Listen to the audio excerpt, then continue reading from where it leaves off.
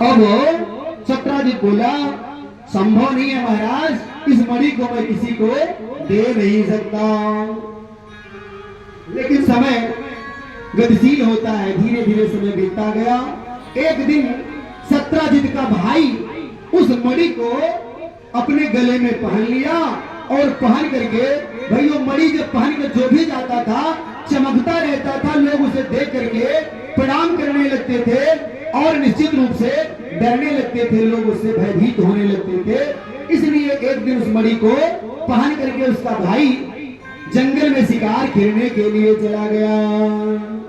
वहां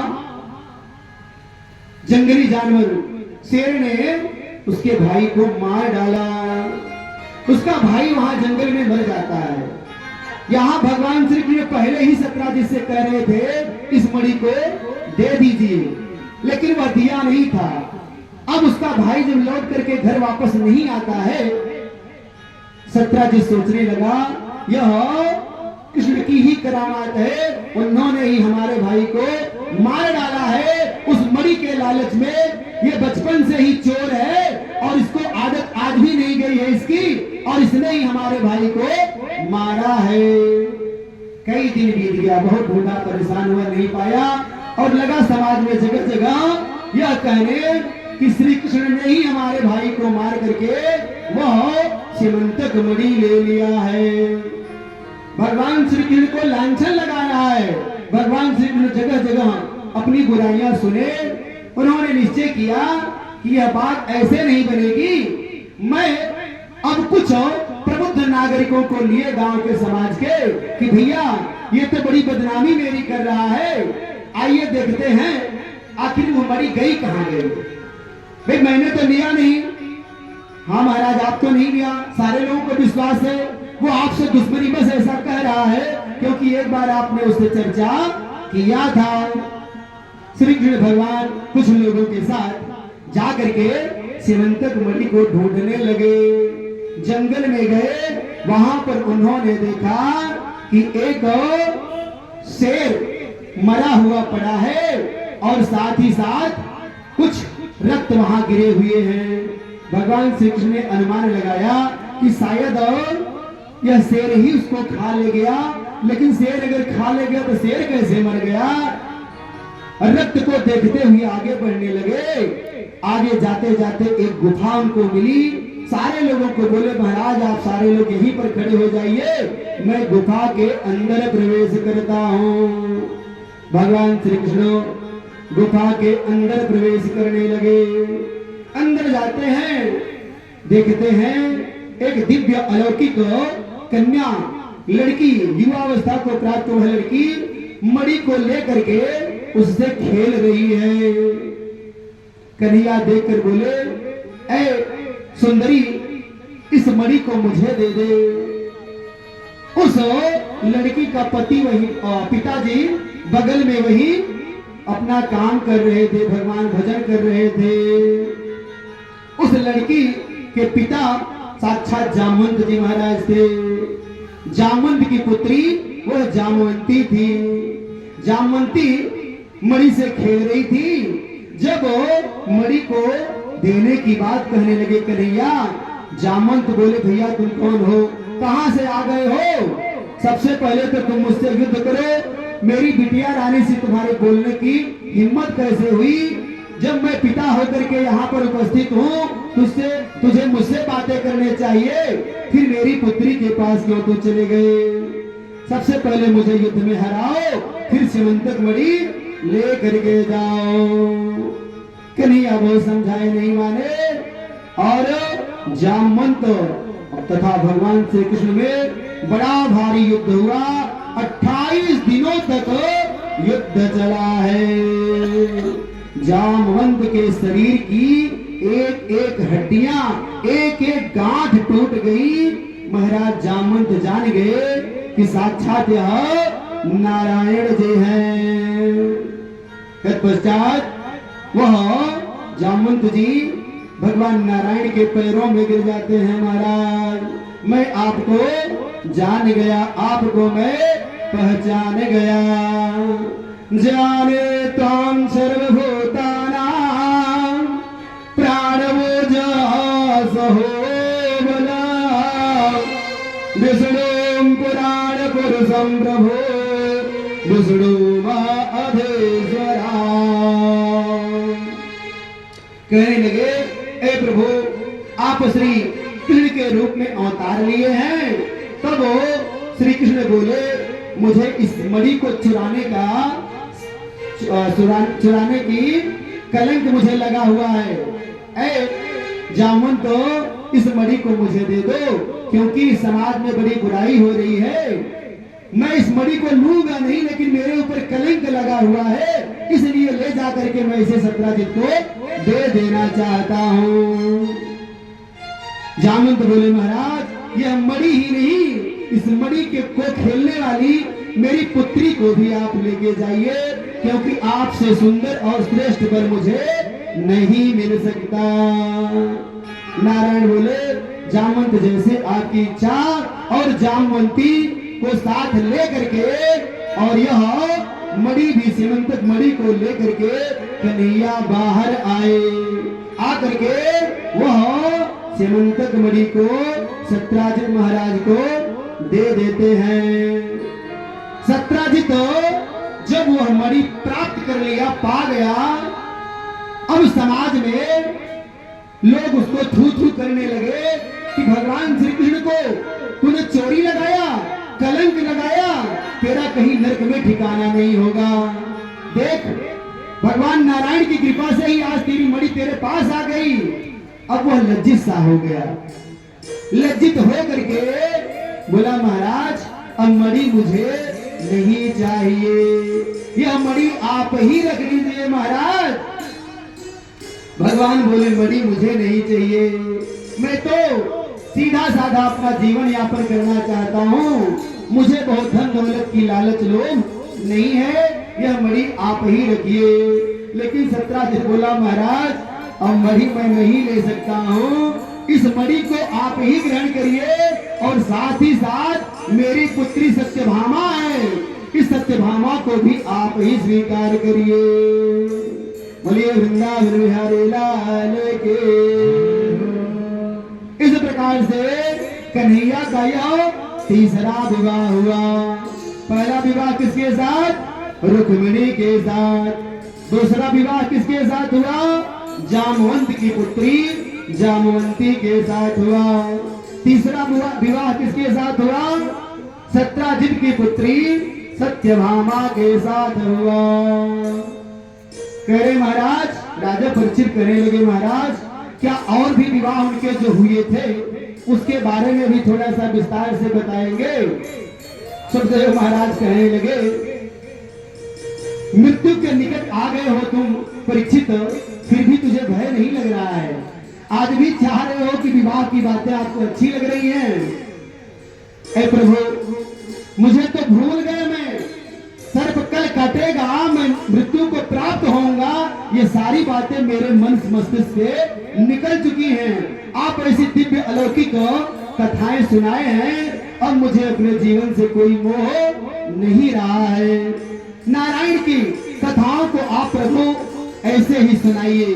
मैं अंतिम समय तक चाहता हूँ नारायण की कथाओं का रसपान करते करते मेरा इसी प्रकार से तरन तारण हो जाए। श्री सुखदेव जी महाराज कहने लगे अच्छा तो सुनो, एक दिवस की बात है, भगवान श्री कृष्ण अर्जुन से बोले चलो यमुना पार चलकर कहीं हम लोग घूम आते हैं। अर्जुन बोले ठीक है कन्हैया, जैसे आपकी आज्ञा हो।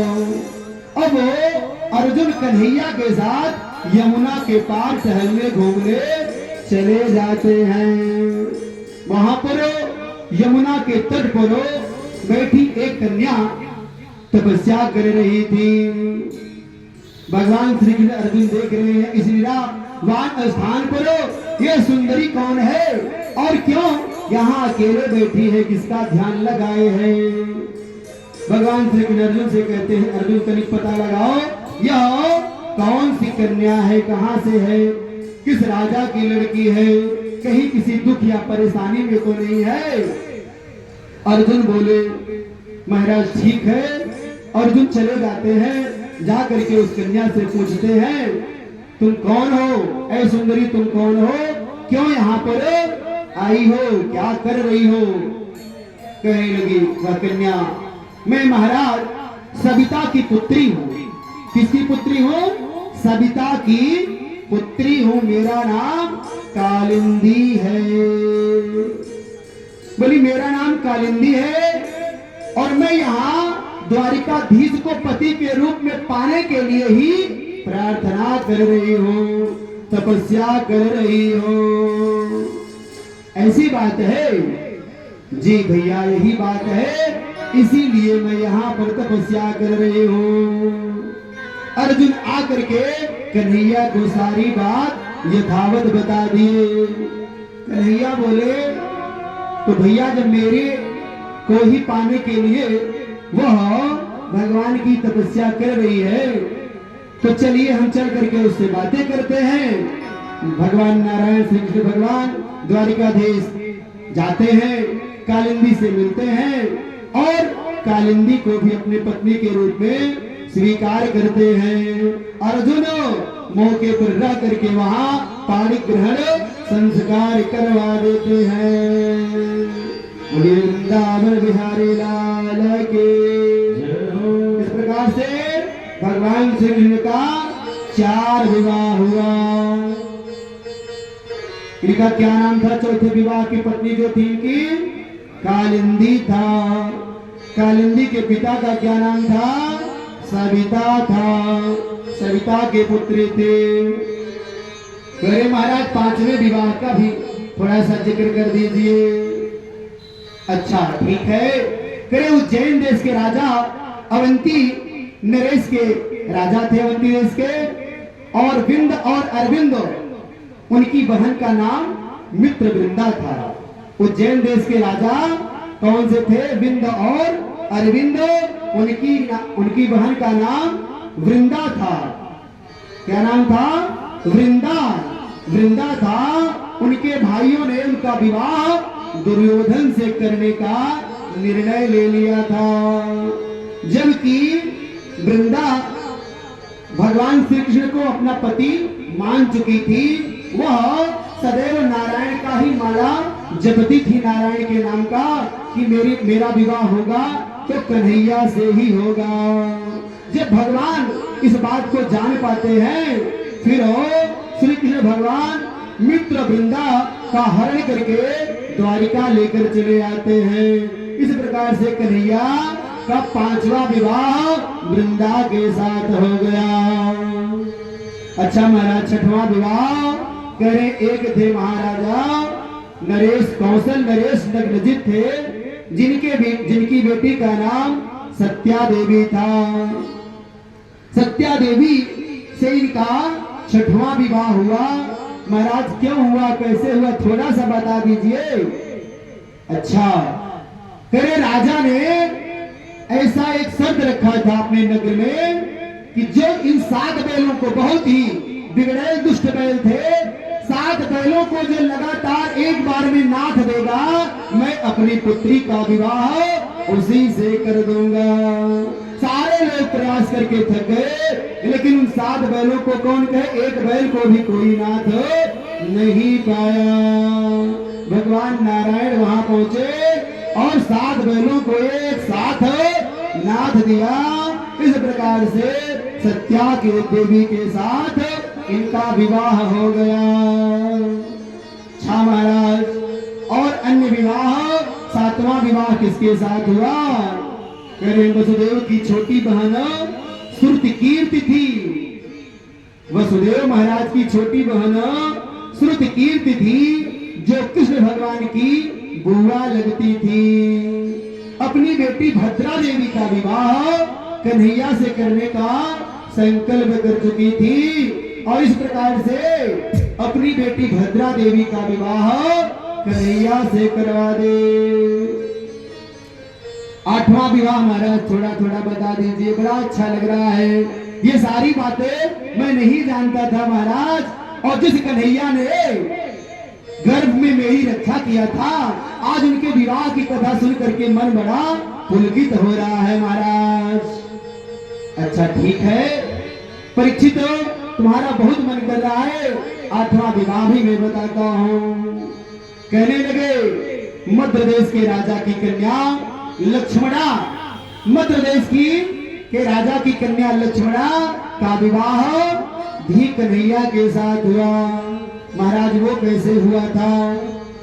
करे वहां पर एक मछली को जैसे अर्जुन का विवाह हुआ था, उसी प्रकार से जैसे वहां का राजा मछली को निशाना लगा करके बेचने की बात रखी थी, भगवान श्री कृष्ण मछली के आंख में निशाना नीचे परछाई दे करके लगा दिए थे।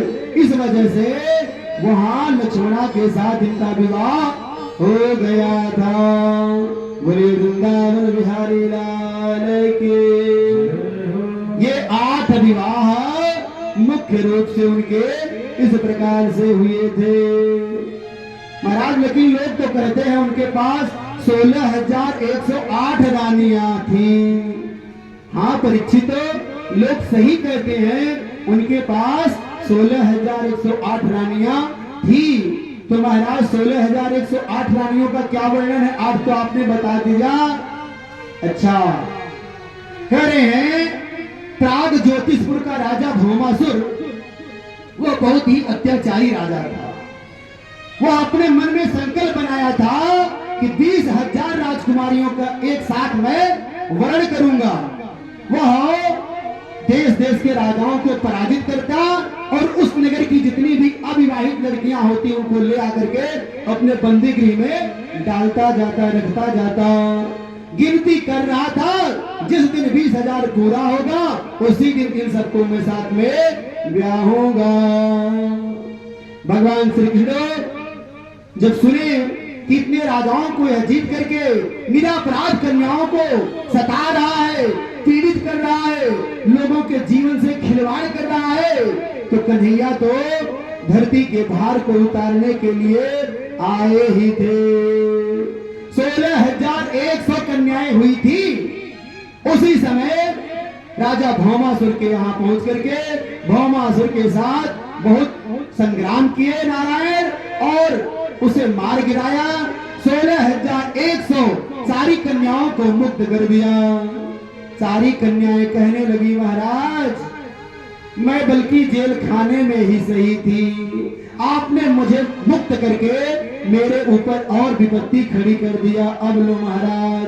कन्हैया सोचने लगे मैं तो इन लोगों के भले के लिए किया, अब ये लोग कह रही हैं कि आपने ही गलत किया, मैं बल्कि जहां पड़ी थी वही ठीक थी। क्यों सुंदरियों, क्या मैंने ऐसा अपराध किया? महाराज अब आप ये बताइए कि मेरा वरण कौन करेगा, मुझसे विवाह कौन करेगा? इतने दिनों में इसके जेल खाने में रही हूं तो मेरा विवाह कौन करेगा? महाराज अब तो न मैं जी पाऊंगी न मर पाऊंगी। ऐ नारायण, मुझे किसी प्रकार का रास्ता दिखाई नहीं दे रहा है, आप ही कोई रास्ता बताइए। नारायण लोगों की इज्जत आन मान मर्यादा की रक्षा करने के लिए 16,100 कन्याओं का एक दिन में वरण कर लिया। और वृंदावन बिहारी लाल के। इस प्रकार से नारायण के 16,108 विवाह हुए। अरे भगवान की प्रत्येक रानियों से 10-10 पुत्र हुए। नारायण के प्रत्येक रानियों से 10-10 पुत्र हुए। ऐसे हमारे परम पिता परमात्मा दुखियों की रक्षा करते हैं, दीन जनों की लाज बचाते हैं। कहते हैं दुनिया गजब की है, यहाँ के लोग गजब के हैं, आज के लड़के आज की लड़कियां। इन सारी बातों को जानना चाहिए, उसका अच्छा भाव समझना चाहिए। भाव लोग दूसरा निकालते हैं महाराज, अरे कृष्ण भगवान तो इतनी रानियां थी, लोगों की रक्षा करने के लिए उन्होंने विवाह किया, शौक से विवाह नहीं किया है। करे एक लड़की अपने पति से कहती है, आज के जमाने की बात, एक लड़की अपने पति से कहती है मैंने अपने मम्मी और पापा को छोड़ करके आया, क्या तू अपने मम्मी पापा से सदैव चिपका रहता है? और अब मैं तुम्हारे घर रहना नहीं चाहती हूँ, तुम्हें मेरा ख्याल कम आता है, अपने मम्मी पापा के पास ज्यादा रहते हो, क्यों ऐसा ही नहीं करते, अपने मम्मी के पास रहा करो ना, फिर मेरे पास क्यों आते हो? और जब आपको ज्यादा समय अपने माता पिता के पास देना था तो फिर विवाह क्यों कर डाले महाराज? ऐसे ऐसे ऊट पटांग बातें आज की महिलाएं करने लगती हैं। लड़का निश्चित रूप से संशय में पड़ गया। अब जाए तो किधर जाए, पत्नी की बात सुने अथवा अपनी माँ की बात सुने? हर घर की कहानियां हैं, हर बेटा परेशान हो जाता है शादी के बाद। शादी के पहले प्रेम प्यार करता है, वह माँ से प्यार करता है, पिता से प्यार करता है, लेकिन वही प्यार आ जाती है जब कोई दूसरे घर की बहू, उसे भी अपनी माँ समझना चाहिए, अपने सासू को, अपने ससुर को अपना पिता समझना चाहिए। यदि अपने ससुर को अपना पिता समझे, अपनी सास को अपनी माँ जैसा प्यार दे, तो कभी घर में बिगाड़ होगा ही नहीं। पति कहने लगा, ऐ प्रिय, मैं तुझे भरपूर समय देता हूँ, जो बन पड़ रहा है मैं तेरे साथ कर रहा हूँ, सब कुछ बाजार की वस्तुएं जो भी तू डिमांड करती है, मांग करती है, मैं ला करके देता हूँ। ये मेरे माता पिताजी हैं, इन्होंने मुझे जन्म दिया है, तू ऐसा क्यों कहती है? अरे तुम्हें जन्म दिया तो क्या मेरी मम्मी पापा ने मुझे जन्म नहीं दिया है? मैं छोड़ के चली आई और तू हमेशा उनकी आंचल के तले चुपका रहता है। अगर ऐसा ही है, कल से आप मम्मी पापा के पास ज्यादा क्या एकदम से नहीं जाओगे? नहीं तो मैं चली जाऊंगी अपनी मम्मी पापा के पास। अब तो लड़का बहुत परेशान हो गया, सोचने लगा ये तो मैं करूं तो क्या करूं? ठीक है, मैं नहीं जाऊंगा, कभी कभी जाया करूंगा। माँ सुन रही थी। माँ बोली, बेटा सलामत रहो दोस्ताना हमारा, हमें कुछ नहीं चाहिए, मैं खुश हूँ, मैं खुश हूँ, तू अपने पत्नी के साथ खुशी खुशी राजी रहो। मैंने बड़े सपने देखे थे, मेरे बेटे की पत्नी आएगी, लल्ला होगा, मैं दादी बनूंगी, उंगलियां पकड़ कर खिलाऊंगी, प्यार करूंगी, दुलार करूंगी, तू अपने पत्नी के साथ खुशी खुशी रहो। माँ मैं कैसे ऐसा कर सकता हूँ कि तुझे छोड़ करके उसके साथ रमण करता रहूं, विहार करता रहूं? बेटा तो बेटा होता है, वो ऐसा नहीं कर पाया, वो कभी कभी चुपके चुपके माँ से मिलना शुरू कर दिया।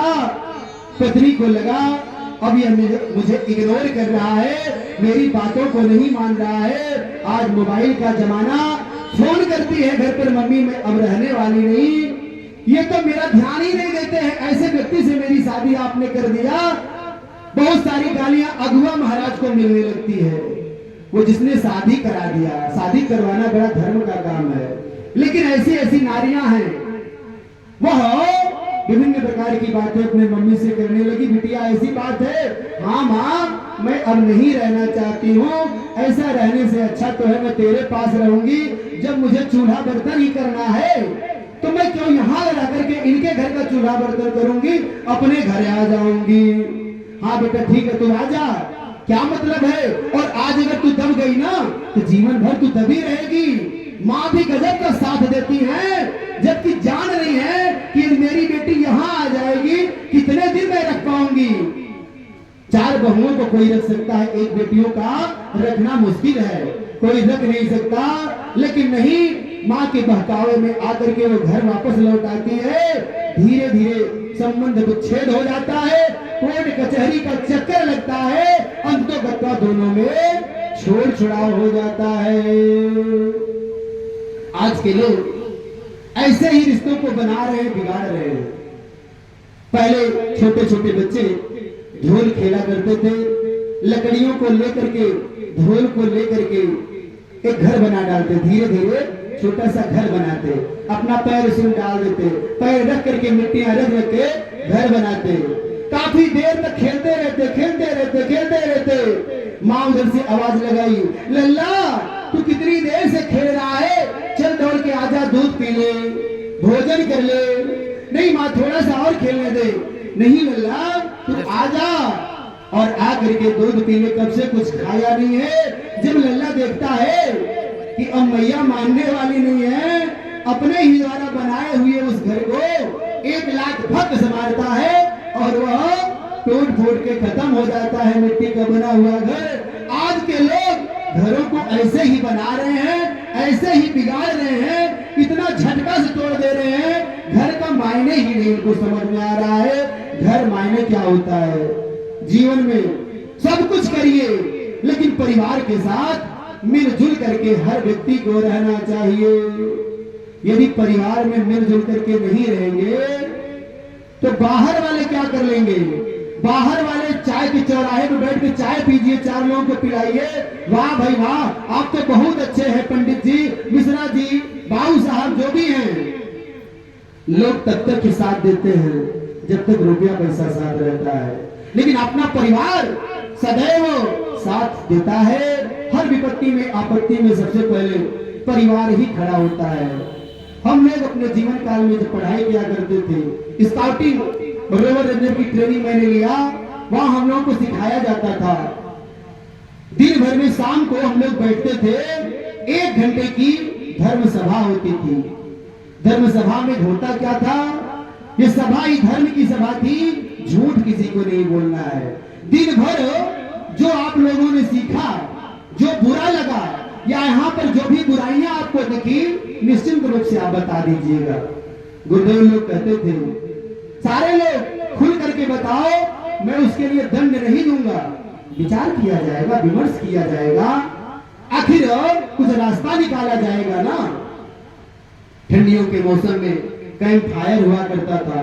कैंप मतलब शिविर, फायर माने आग, शिविर आग जिसे बोला जाता था। शिविर की आग हम लोग कैंप लगाते थे और वहां पर आग जलाई जाती। ठंडियों के मौसम में सारे लोग कुर्सी लगाकर गुरुजन बैठते, साथ में पीछे सारे बच्चे बैठते, नाच गाना करते, सब लोग गीत गाते, बहुत सारी बातें होती और धर्म की बातें होती।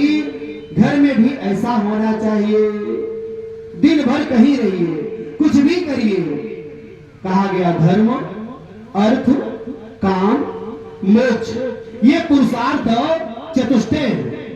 पुरुषार्थ चतुष्टय है। पुरुषार्थ के 4 अंग हैं। धर्म, प्रातः काल उठने के बाद हर व्यक्ति को धर्म कर्म करना चाहिए। बना ही उसी लिए है। प्रातः अगर धर्म नहीं करेंगे तो दिन पूरा बिगड़ जाएगा। इसलिए प्रातः स्नान करके मत जल डालिए अगर आपका मन नहीं कर रहा है, मत माला फेरिए, मत पूजा पाठ करिए, साक्षात नारायण सूर्य देवता महाराज को कम से कम प्रणाम कर लीजिए। संभव हो तो 1 आध लोटा जल डाल दीजिए, नहीं मन करता है महाराज मत डालिए, लेकिन प्रणाम तो कर सकते हैं। प्रातः धर्म करना चाहिए।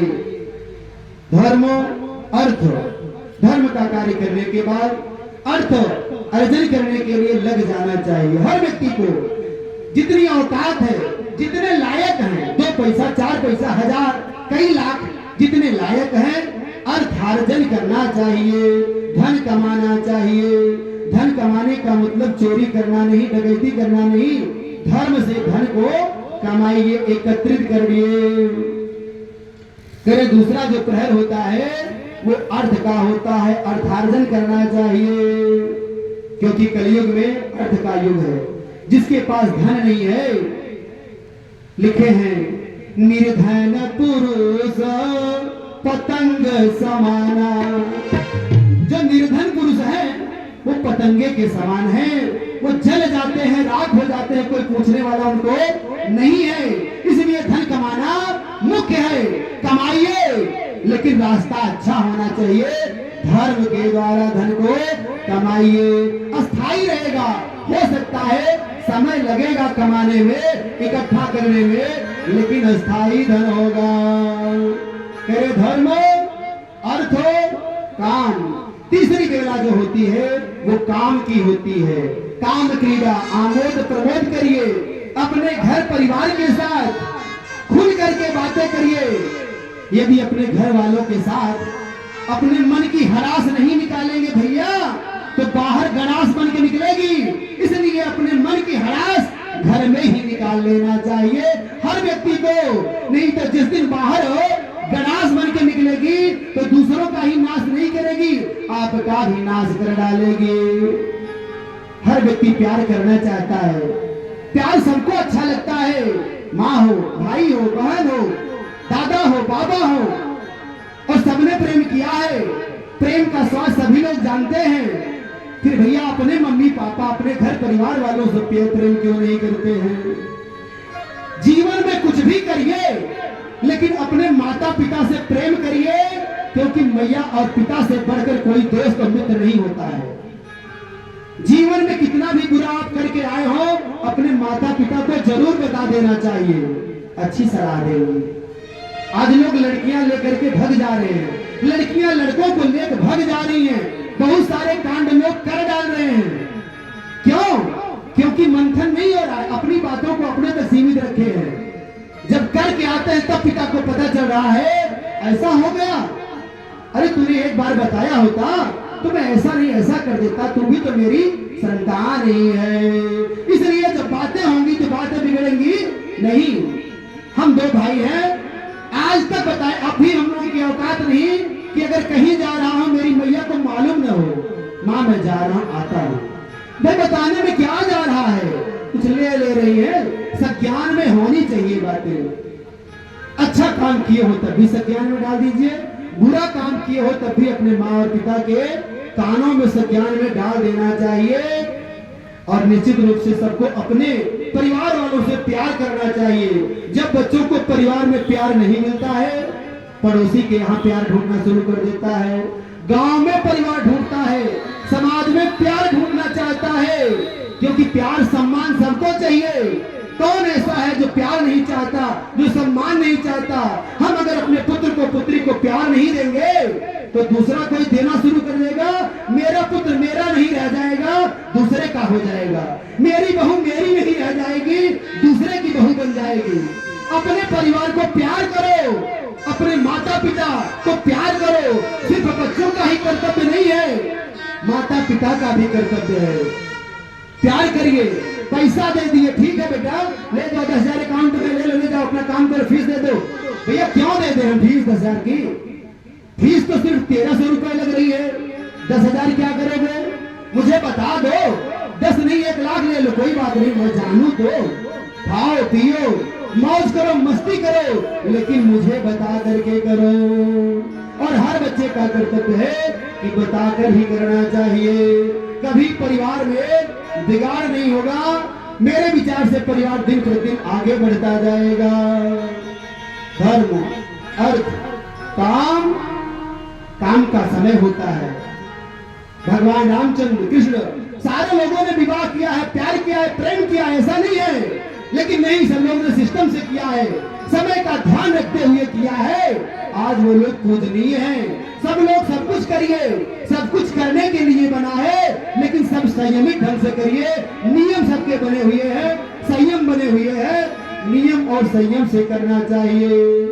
धर्म अर्थ काम, यदि ये तीनों आपने समय से किया है, रात्रि में, रात्रि का प्रहर जो होता है वो मोक्ष का प्रहर माना जाता है।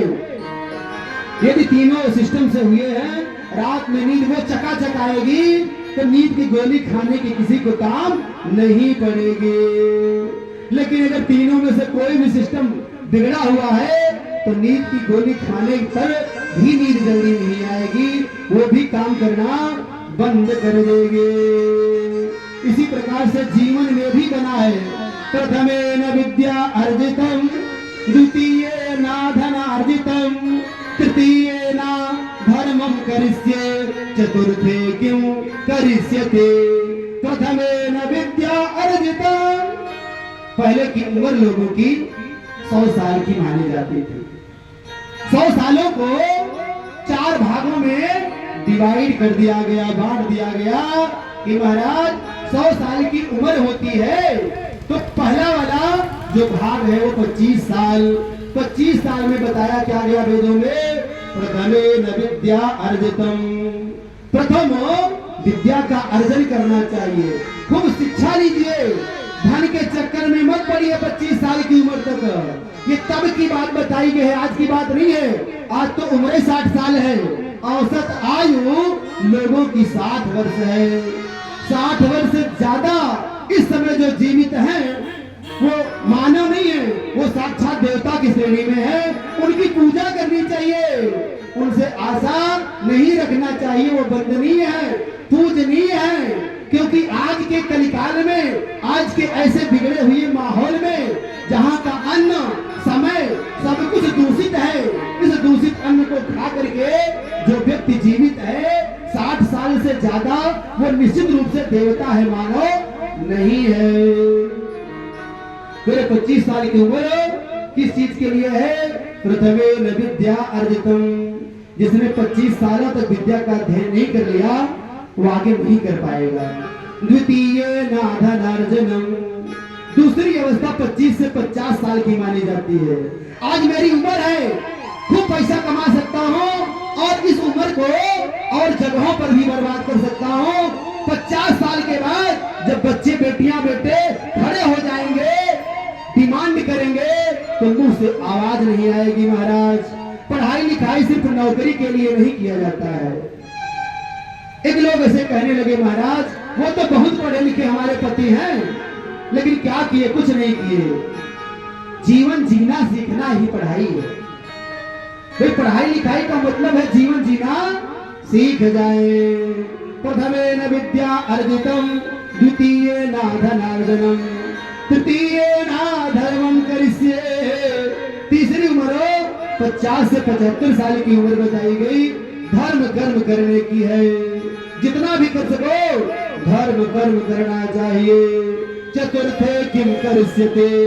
75 साल तक जो नहीं कुछ कर लिया, 75 से 100 साल वाले में क्या करेगा? करें इस प्रकार से सबको अपने जीवन में निश्चित रूप से धर्म कर्म करना चाहिए। जो धर्म कर्म नहीं करेगा वह अंतकाल पछताएगा, जब प्राण जाएगा छोड़। राम नाम के